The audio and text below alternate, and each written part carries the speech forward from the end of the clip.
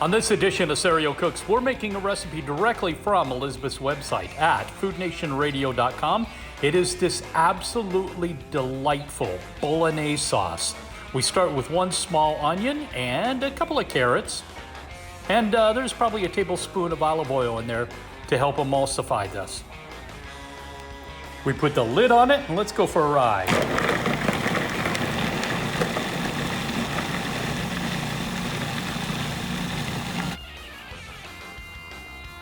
And there we see the onion and carrot all ground up. Now, I'm gonna take 1 pound of organic ground veal and add it to the food processor, and we're gonna buzz this all together. And there you see my pound of veal. We're getting ready to turn this back on. Quick story, and there's a lesson here. The very first time I made this recipe, I didn't look at the bottom of the package of veal when I just dropped it into the food processor like that.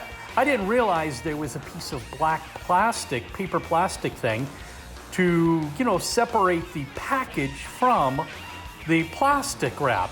And it got all buzzed into it. What a mess. All right, I've added my veal and we'll give this a spin as well. Now what will happen is the end result is it'll all be mixed up very, very finely and it won't reform into how hamburger will reform into patties or big chunks. I won't have that when you do it this way.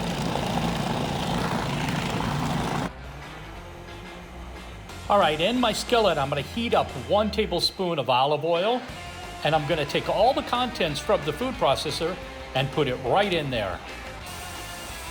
All right, I've added my veal and vegetable mix to my deep dish pan. And we're just gonna let this go for a little while, stirring, making sure that nothing forms big chunks.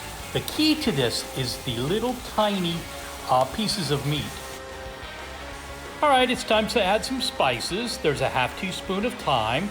There's a bay leaf. There's a 1/4 teaspoon of nutmeg, a pinch of salt, and a ½ teaspoon of white pepper. We'll give that a good stir.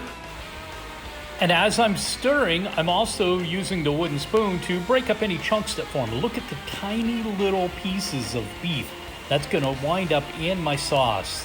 That's what makes this Bolognese so special.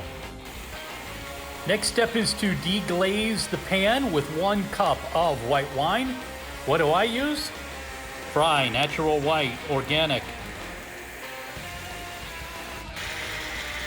And there's that amazing smell when the white wine hits the bottom of the pan. Oh my God, it's amazing.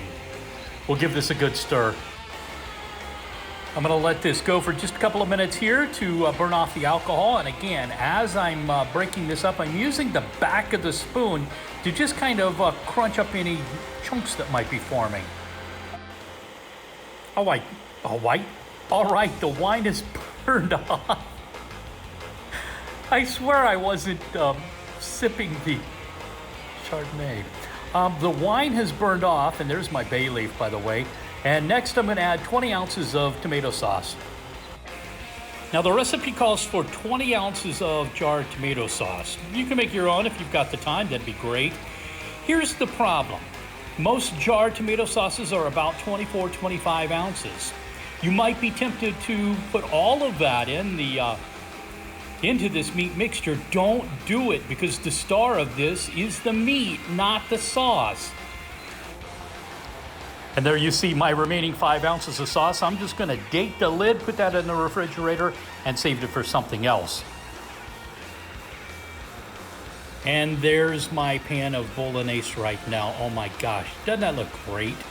Again, the star is the meat, not the sauce. We're just gonna leave this uncovered and let it simmer for about 30 minutes. All right, my pasta's almost done. It's time to fish out the bay leaf and then put the pasta inside the deep dish skillet here. I've added my pasta. In this case, it's a 13-ounce box of whole grain penne, organic of course, and we're gonna give this a nice stir. And there you go, done. The Bolognese sauce over the whole grain penne, organic of course, and It smells so good. The recipe's up on foodnationradio.com. Just put in Bolognese in the search box and it'll come right up. If you're watching this on YouTube, click the notifications and then click the little bell on the right-hand side, and you'll be the first to know whenever we put videos up.